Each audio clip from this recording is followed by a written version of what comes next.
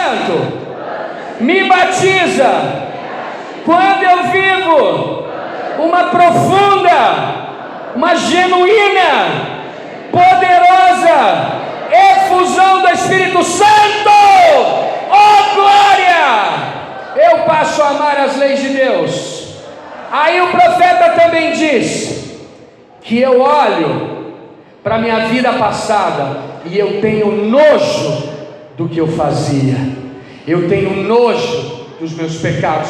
Hoje eu sinto nojo de lembrar que eu fumava baseado desse tamanho. Tenho nojo de saber que eu cheirava cocaína, de que eu usei crack, que eu tinha uma namorada e queria trair ela com outras, que eu tinha noiva e que queria trair ela. Eu tinha noiva que era portadora do vírus HIV e eu queria sair com outras. Eu não estava nem aí se eu tinha AIDS e se ia passar para as outras mulheres. Hoje eu tenho nojo de quem eu era. Eu tenho nojo da quantidade de palavrão que eu falava, blasfemando contra Deus. Eu tenho nojo do sofrimento que eu impus para minha família. Eu tenho nojo porque o pecado foi tirado. Entendeu? Diga assim: o segundo efeito é quando eu confesso e a falta é apagada, eu sou curado. E o segundo efeito é eu passo a ter nojo do pecado. Portanto, fala mais alto. Portanto, quanto mais eu me confesso, eu não estou te ouvindo. Tem gente que está falando assim: está ouvindo a minha voz? É assim que vocês estão falando, só dublando, só mímica. Diga assim: portanto, aí, quanto mais eu me confesso, mais santo eu me torno. Porque quanto mais eu me confesso, mais curado eu sou e mais nojo do pecado eu sinto. Mais santo eu me torno. E aí eu quero comungar. Aí eu comungo e confesso. Mais, comungo e confesso. Comungo e confesso. Comungar, confessar.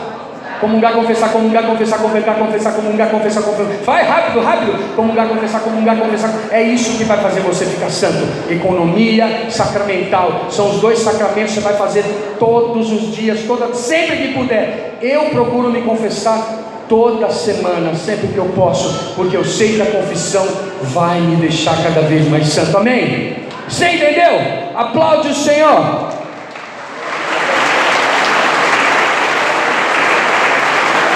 Tá, gente, é o seguinte: a confissão, as confissões têm formas. A confissão, tipo assim, primeiro plano, a gente confessa assim, número e espécie. Tipo assim, eu pequei contra o 8º mandamento, falso testemunho, né? Falar mal das pessoas, inventar mentira. Eu confessei contra o 8º mandamento, eu pequei contra o 8º mandamento 5 vezes, pronto, entendeu? É assim, fale o que você... Não precisa contar a história. A fila está muito grande, só tem o Padre José atendendo. Entendeu? Seja objetivo. Eu fiz tal pecado 10 vezes, 3 vezes, só isso. Hoje não é dia de trocar ideia com o padre, não vai dar tempo. Aconselhamento espiritual também existe, mas hoje não dá tempo, beleza? Para que o máximo de pessoas confessem. Vamos lá. Então a gente falou aqui da confissão, porque versículo 4 diz: vós, porém, meus irmãos, não andais em trevas, de modo que esse dia vos surpreenda como um ladrão. Ou seja, confesse, busque santidade, não fique carregando toneladas de pecados. O pecado mortal, porque tem o pecado mortal, tem o pecado venial. O pecado mortal tira a gente da presença de Deus. Não vai dar tempo da gente falar muito sobre o assunto, mas rapidamente. O pecado venial atrapalha nosso convívio com Deus. Pecado venial, venial do latim vem de venia, perdão. Venial é perdoável, são pecados leves. Só que quando a gente fica muito tempo sem confessar, mas é um pecadinho pequeno, só que um pecadinho pequeno, mas outro pecadinho pequeno, mas outro pecadinho, vai aumentando e vai deixando a gente preguiçoso na fé. Vai esfriando o amor de Deus em nós. a gente fica preguiçoso na oração, a gente fica relaxado, e aí um pecado venial, mais outro, chama o pecado mortal, você entendeu? Então, o máximo de vezes que você puder confessar, confesse, amém? E é isso que a gente não pode, viver em trevas, porque ele vem como ladrão. Versículo 5, pois que todos vós sois filhos da luz, filhos do dia. Levanta a sua mãozona lá em cima e diga: eu sou filho da luz. Fala mais alto: eu sou filho da luz. Assume isso de uma vez por todas, e olha para quem está do sol e fala assim: escuta aqui, filho da luz. Diz assim: você é filho da luz, filho do dia. Diga assim: nós não somos, fala alto, nós não somos filhos das trevas, não somos da noite, amém? Versículo 8, olha gente, aqui você vai entender. Portanto, não durmamos a exemplos dos outros, entendeu? O dormir aqui, que ele está querendo dizer, é não abrir mão da vigilância, entende? É isso que eu estou falando. A confissão frequente significa vigilância. Não vigiar tem a ver com não confessar também. Olha só: portanto não durmamos a exemplo dos outros, mas vigiemos e sejamos sóbrios. Olha só, versículo 7, quem dorme, dorme de noite, quem se embriaga, embriaga-se de noite. Versículo 8, nós, fala bem forte comigo, levanta a sua mão direita e diga assim, porque gente, proclamar a palavra de Deus literalmente tem muito poder. Diga assim: eu creio no poder da palavra de Deus, portanto eu proclamo. Versículo 8, diga assim: nós, pelo contrário, que somos do dia, sejamos sóbrios. Olha que lindo isso, gente. Paulo vai falar aqui, se essa é realmente a epístola mais antiga, ele pela primeira vez vai falar das virtudes teologais, aquilo que ele falou em 1 Coríntios capítulo 13, versículo 13, que ele fala assim, ó: por ora subsistem a fé, a esperança e a caridade. Vocês lembram disso? Lembra disso, sim ou não? Sim ou não? Sim ou não? Sim. Diga assim: por ora subsistem a fé, a esperança e a caridade. Levanta a mão direita e proclama: a fé e a esperança e a caridade são as três, faz assim, ó, as três virtudes teologais. As virtudes teologais colaboram para o meu relacionamento com Deus. Diz assim: Espírito Santo, eu quero as virtudes teologais afloradas em mim. Olha, Paulo vai dizer, olha que lindo, ó, versículo 8, diga comigo: nós pelo contrário, mais forte, nós pelo contrário, que somos do dia, sejamos. Olha, no final eu quero que você faça um barulho absurdo. Posso contar com você? Não vai ser barulho assim. Não é assim não, hein? Pode ser? Sim ou não? É barulhão de tipo levantar a cadeira, jogar pra cima, pisar no chão. Que é animal isso aqui, ó. Diga assim, ó. Vamos do começo de novo. Nós pelo contrário,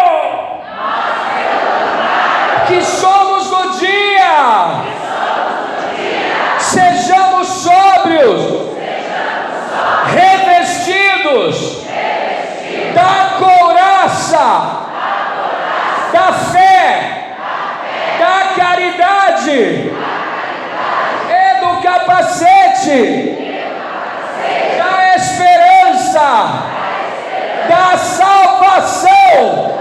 Oh, glória a Deus! Agora! Só isso? Ah, que murchinho! Eu tinha medo de ser murchinho assim.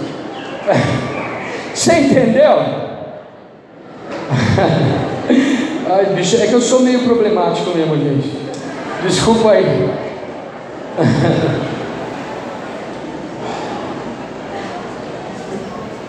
Tô querendo achar um outro texto aqui que eu me lembrei.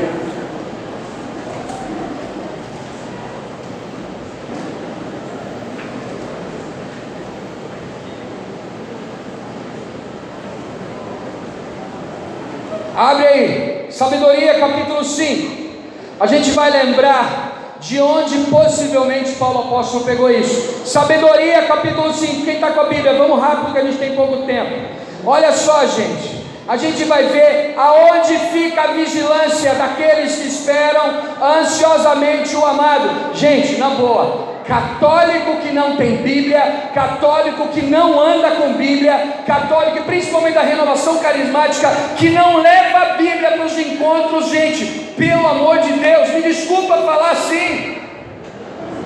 A gente não pode deixar que a carne, a preguiça e o desleixo com as coisas de Deus nos deixem desse jeito. Não pode, não dá. Se nós somos verdadeiramente batizados no Espírito Santo, a gente tem que ter amor à palavra de Deus. Não pode, gente, desculpa. Ó, Sabedoria capítulo 5. Olha só o que ele vai dizer aqui, ó. Olha só, gente, no versículo 19: usará o escudo invencível da santidade.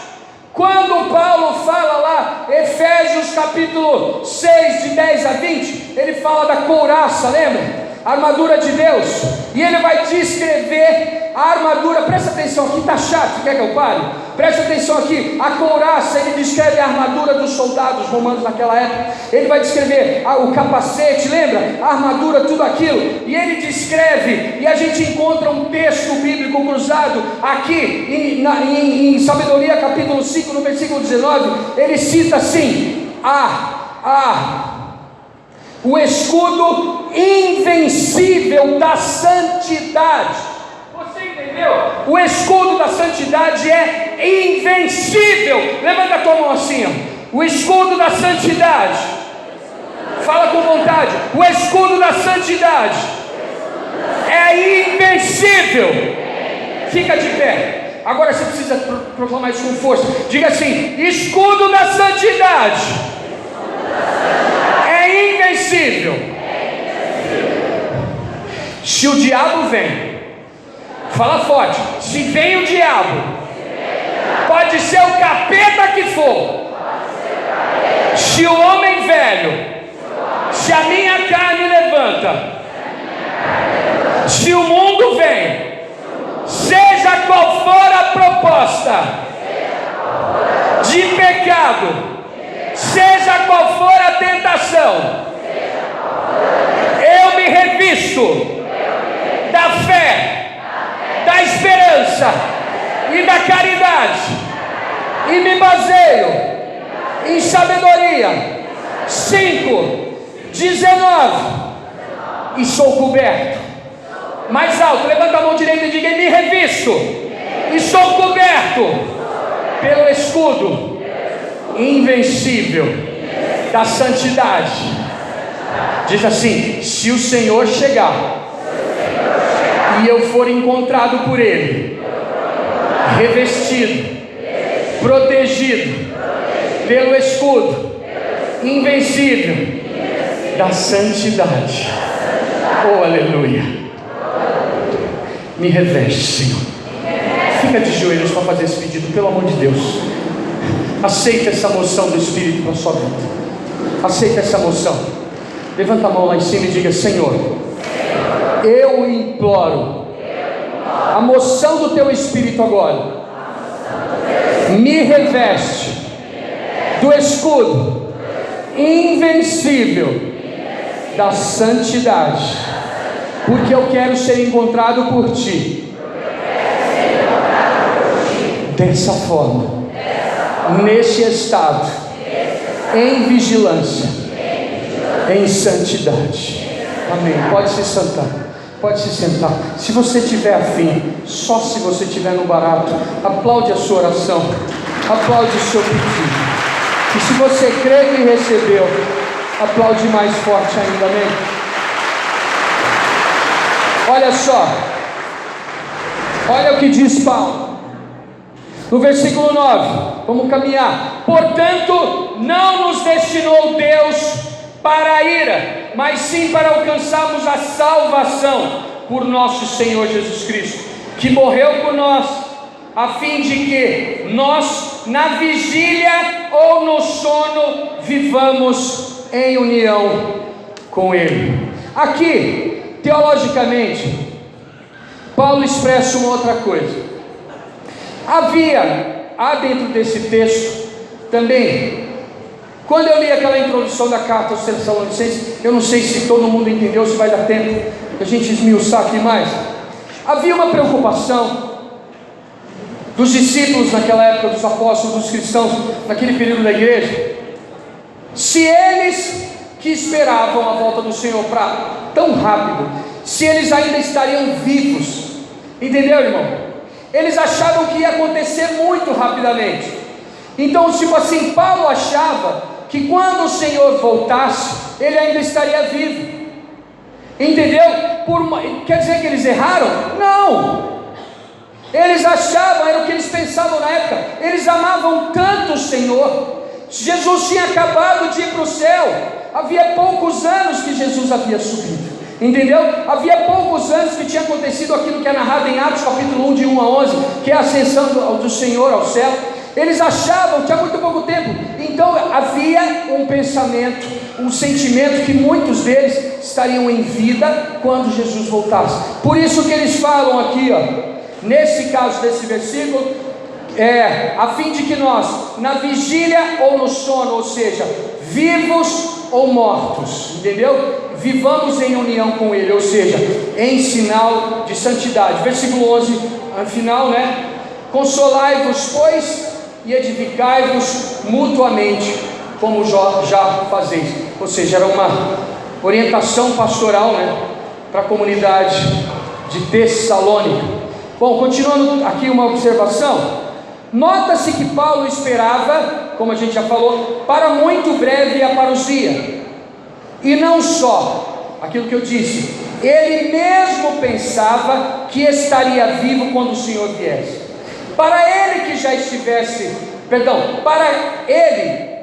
estivesse morto, ressuscitaria. Olha o pensamento dele.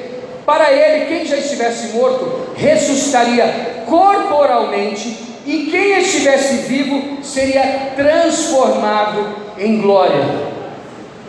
No entanto, é bom notar que Paulo não fazia cálculo algum, aí a gente vê hoje, lembra? Para a gente lembrar no final do ano, que começa aquela retrospectiva, no ano de 2012, aquela previsão dos maias, lembra? Que o mundo ia acabar, ele está falando isso aqui nesse estudo. No entanto, é bom notar que Paulo não fazia cálculo algum, não fazia como muitas seitas e redes de TV fazem no final do ano, para ganhar audiência e assustar as pessoas com pensamentos esotéricos e tal. Olha só, Paulo não inventava datas para a vinda do Senhor, para o dia da vinda do Senhor, somente esperava para algo, porque esperava ansiosamente, esperava com amor. Levanta a mão direita e diz assim: Paulo, fala mais alto, Paulo esperava ansiosamente, esperava com amor. Agora você vai falar mais alto ainda, e é assim que nós devemos viver, nós devemos esperar com muito amor a chegada do nosso amado. Amém? Amém. Pode baixar a mão. Agora continuando, quanto à linguagem que Paulo usa nesse texto, como a gente disse mais cedo, é a linguagem apocalíptica. Ele exagera nas figuras e comparações. Ele fala em sinal, som da trombeta, voz do arcanjo, em ser arrebatado nos ares. Ele fala no outro texto, simplesmente para argumentar que seremos levados até a glória de Cristo Senhor. O som da trombeta, como nós já dissemos, significa que esse momento será solene, como a chegada dos grandes personagens, como os julgamentos antigamente. As trombetas soavam quando chegavam os grandes reis e juízes. Agora, uma outra observação interessante: Paulo aqui não quer descrever a vinda vinda do Senhor, ou seja, como será, porque é impossível, diga assim, é impossível. Primeira coisa, você tem interesse nesse assunto? Quem aí tem interesse na vinda do Senhor? Quem aqui tem interesse na parousia? Quem aqui tem interesse em falar desse assunto? Ouvir falar sobre a volta do Mestre? Levanta a mão o mais alto possível. Amém? Então diga assim comigo: Paulo, aqui, nesses textos da primeira carta aos Tessalonicenses, não quer descrever como será e quando será. Ele somente espera, mais alto, espera, ansiosamente e com amor, e é assim que eu devo viver. Continua mais forte, ó. É impossível descrever como e quando será a vinda do Senhor. Por quê? Gente, olha que coisa linda. Olha o que nós vamos viver. Diga assim: você crê na volta do Senhor? Se você crê, estica mostra esse sovaco para todo mundo. Vai aí, brother. Você crê? Olha que viagem que é isso aqui. Olha o que esse estudo diz para nós. Olha só: é impossível fazer tal previsão e tal descrição, porque o dia do Senhor já não pertence a este mundo como nós conhecemos, mas será o começo de um mundo novo, novos céus, nova terra. Glória a Deus.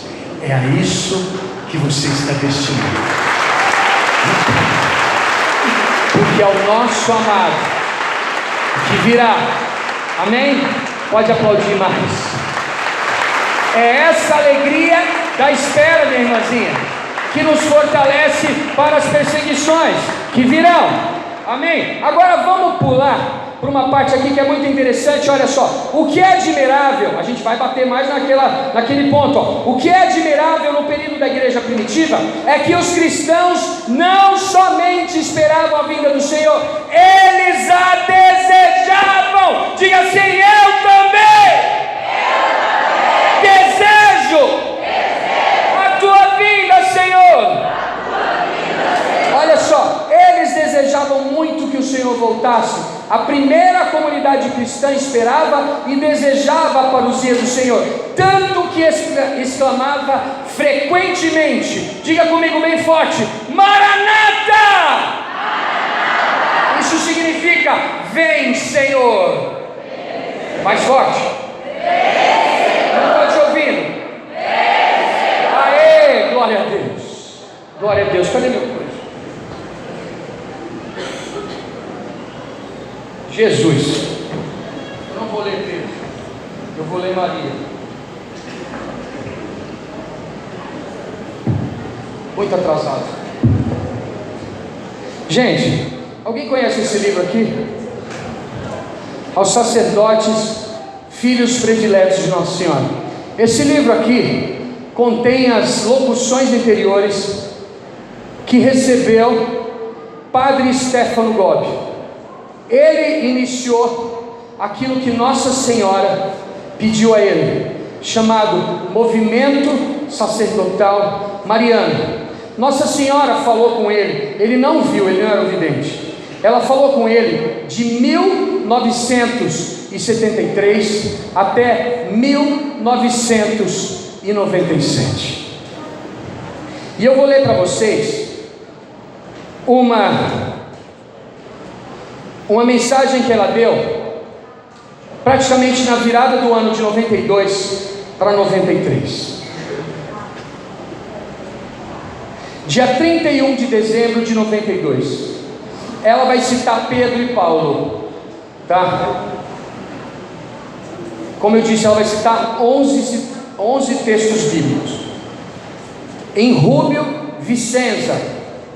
O texto se chama O Fim dos Tempos. É Nossa Senhora falando com o Padre Stefano Gobbi. Olha só o que diz Nossa Senhora: deixai-vos docilmente ensinar por mim, filhos prediletos. Nessa última noite do ano, recolhei-vos em oração e na escuta da palavra de vossa Mãe Celeste, profetiza destes últimos tempos. Diga assim: eu creio que Nossa Senhora, a Mãe de Jesus, foi a responsável por trazer Jesus na primeira vez. E ela agora está preparando a segunda vinda dele. Ela é a profetisa dos últimos tempos. Amém? Ela foi usada por Deus na primeira vinda, e ela está sendo usada para preparar a segunda vinda.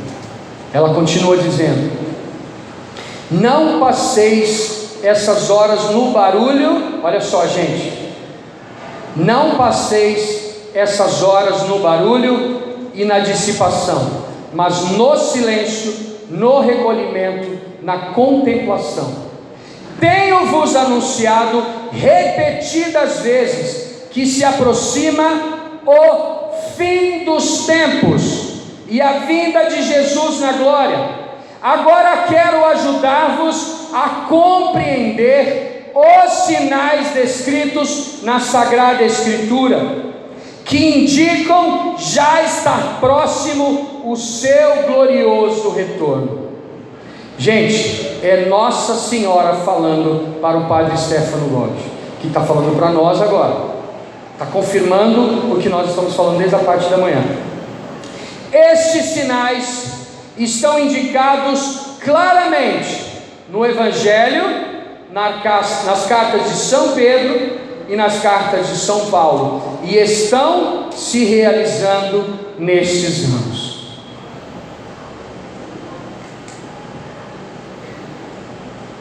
O primeiro sinal, diga assim: o primeiro sinal é a difusão dos erros que levam à perda da fé e à apostasia. Gente, vou falar rapidamente isso aqui. Existe um termo chamado apostasia e um outro termo chamado heresia. A heresia nega uma verdade da fé dentro das verdades de fé da igreja, certo? A apostasia nega a fé como um todo. Por exemplo, o arianismo foi uma heresia lá do início da história da igreja, que negava a divindade de Jesus Cristo, negava que Jesus Cristo era Deus. Entende? Então essa heresia foi rebatida, os hereges foram rebaixados, entendeu? Excomungados, bola para frente. Aí aparece uma outra heresia chamada nestorianismo, que duvidava da afirmação de Theotokos, Maria, mãe de Deus. O bispo Nestório, que era um patriarca da Constantinopla, ele dizia que Maria até era mãe de Jesus, mas não era mãe de Deus. Portanto, se ela afirma que Maria é mãe de Jesus, mas não é mãe de Deus, ela está afirmando que Jesus não é Deus, porque ela era mãe de Jesus, entende? Então isso é uma heresia. Ele foi rebatido, foi refutado, ele foi excomungado, bola para frente, assim vai. Então hoje, falando na realidade de hoje, uma pessoa que é um herege, que duvida de uma verdade de fé hoje, por exemplo, a pessoa só duvida que não existe o inferno.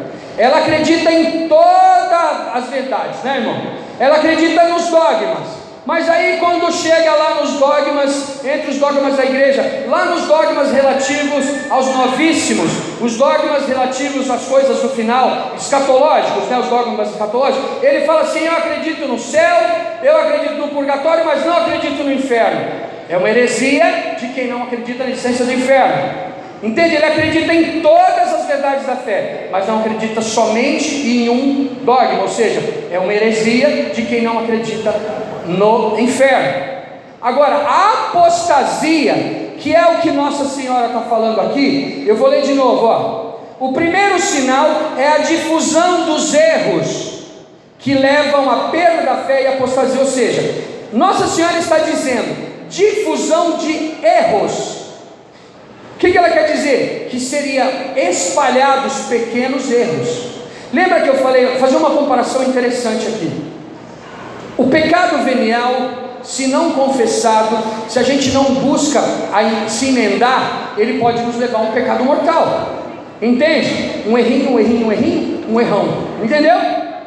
A mesma coisa ela está dizendo. A difusão de erros, ou seja, pequenos erros, ou seja, heresias, leva ao final a perda da fé e a apostasia, ou seja, é o primeiro sinal. Amém? É isso que ela está querendo dizer. Estes erros são propagados, olha, presta atenção, gente, a gente precisa falar abertamente sobre isso. Não sou eu que estou falando, não é o Danilo, um missionário leigo, um pecador. Não é o Danilo, missionário leigo. Eu estou refletindo, eu estou ecoando o que a mãe de Jesus falou para um sacerdote. Esse livro tem um imprimatur. Imprimatur é o que? É um carimbo, é um selo avalizado pelo próprio Vaticano. A Santa Sé autorizou. Para vocês terem ideia, o Papa João Paulo II disse para Stefano Gobbi: a sua paróquia é o mundo inteiro, a sua diocese é o mundo inteiro. O Papa João Paulo II tinha um carinho especial por esse sacerdote,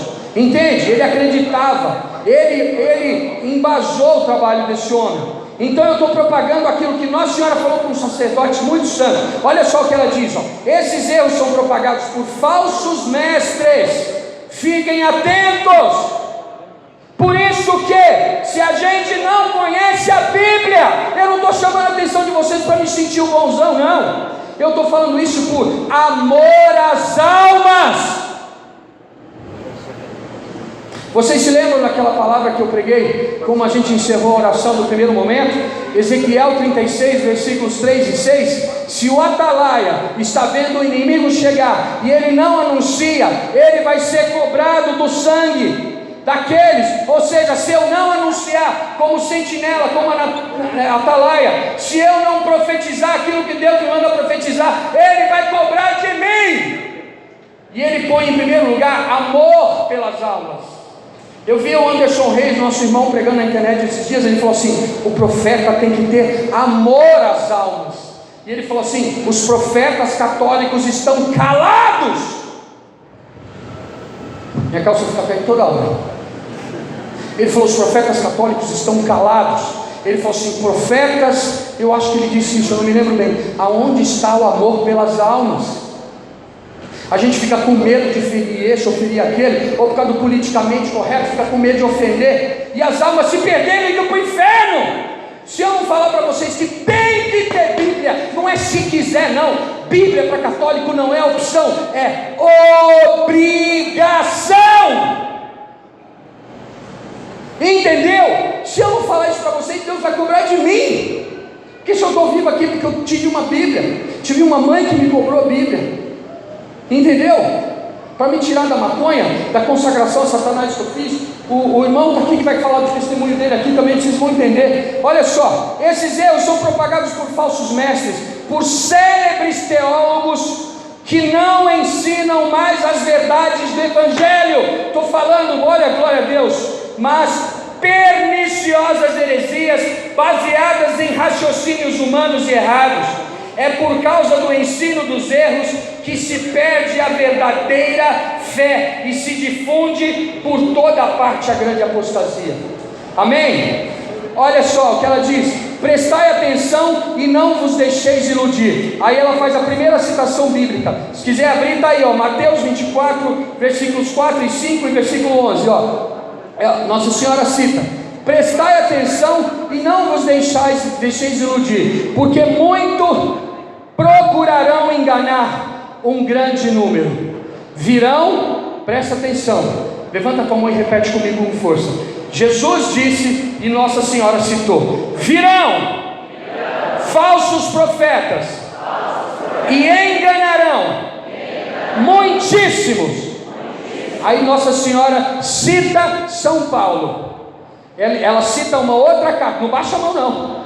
Não baixa a mão não. Você também é atalaia. Olha só. O dia do Senhor não virá sem que primeiro venha a grande apostasia.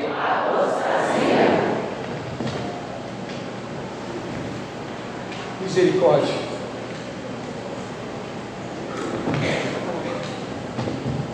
Estou procurando aqui uma parte aqui que eu acho que eu perdi.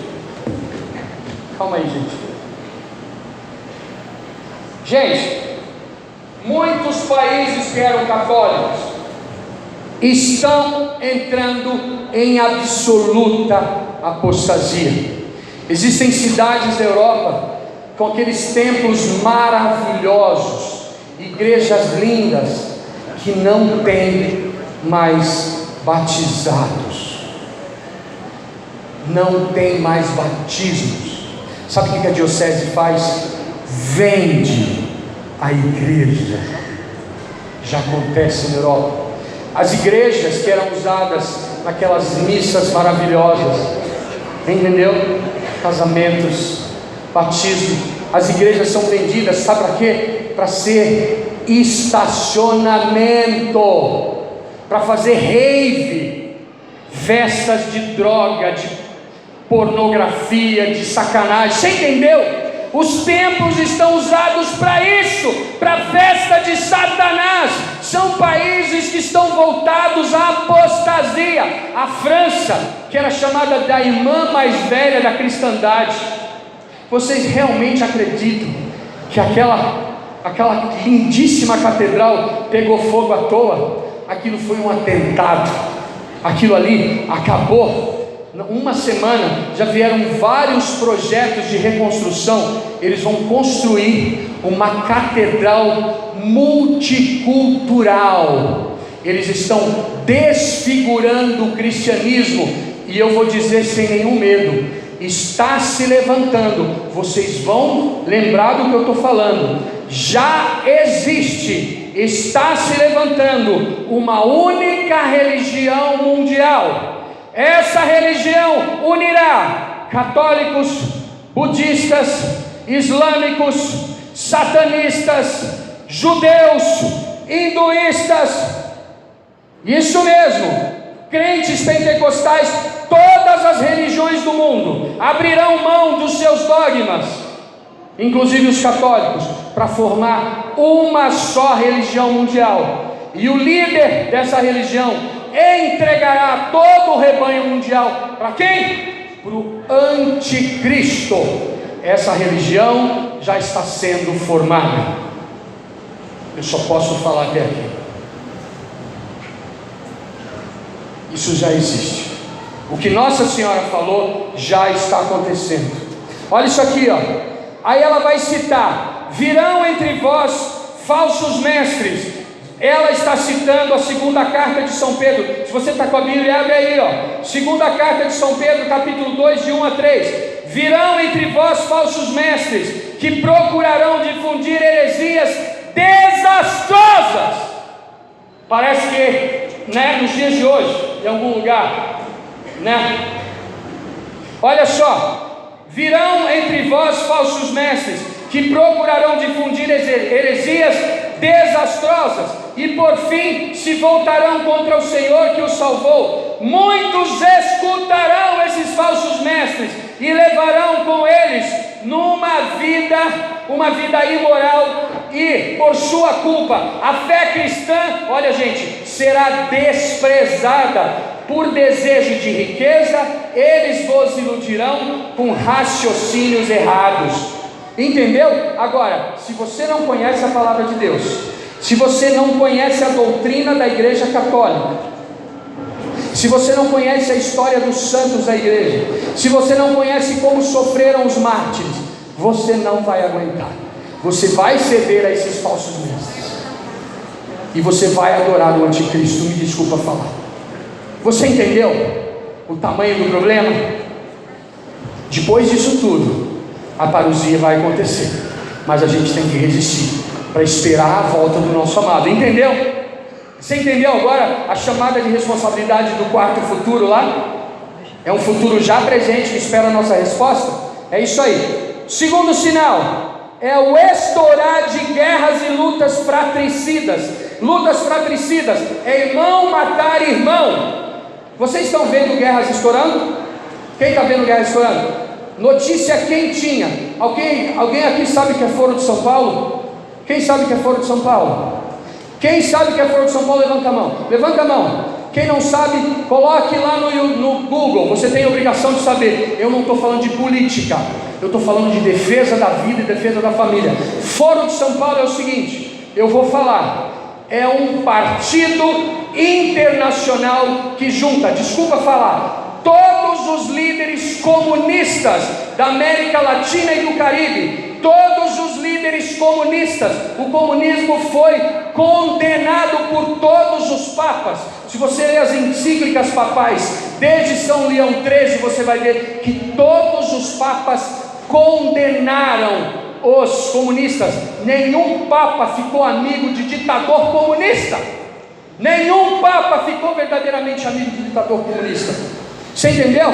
E aí se levantou na América Latina, no ano de 1990, me desculpa, mas eu vou ter que falar, um homem brasileiro nascido em Caetés, no Pernambuco, que era um sindicalista lá de São Bernardo do Campo, nasceu, trabalhou perto da minha casa, Luiz Inácio Lula da Silva, se juntou com Fidel Castro, um dos maiores tiranos, assassinos. Ele fundou uma coisa chamada Foro de São Paulo. Ele juntou todos, fizeram um partido internacional. Nesse partido tem PCC, tem narcotraficante, e eles perderam o Brasil pela primeira vez para um líder de direita, cristão. Tem erros? Tem, mas ele é conservador e é cristão. Você entendeu? Eles não aceitam terem perdido. E semana passada eles se declararam, eles estão fazendo um levante na América Latina, e o Brasil está para ser invadido. Eles estão para botar fogo no Brasil. Eu não estou inventando nada, isso está tudo na internet.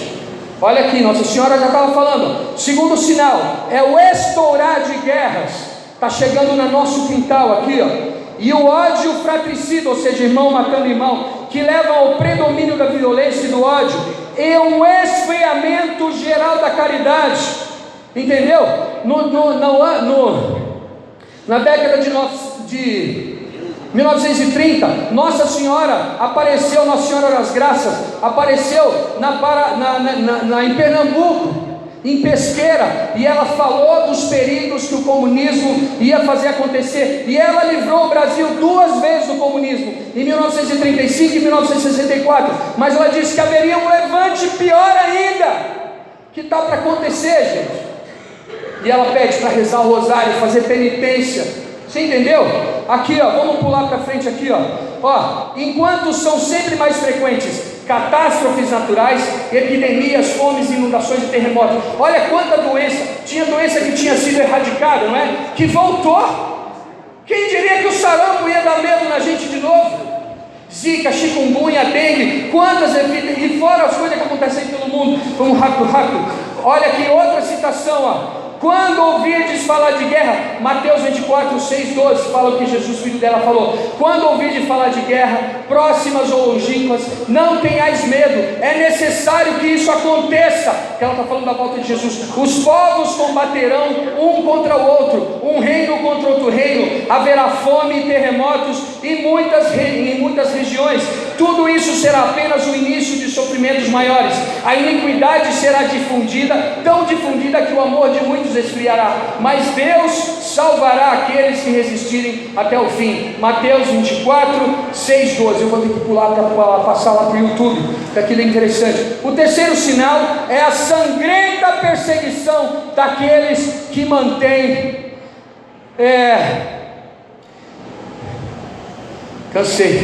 a sangrenta perseguição daqueles que permanecem firmes na verdadeira fé. Durante esse tempo, André, vem aqui por favor. Durante esse tempo, o Evangelho será pregado em todas as partes do mundo. Hoje é difícil, olha aqui para mim, ó. É difícil a gente falar um país onde o Evangelho não foi pregado. É necessário que o Evangelho seja pregado em todas as partes do mundo. Existem estudiosos baseados na palavra de Deus que o outro sinal será a conversão dos judeus, ou seja, os judeus aceitarem Jesus Cristo.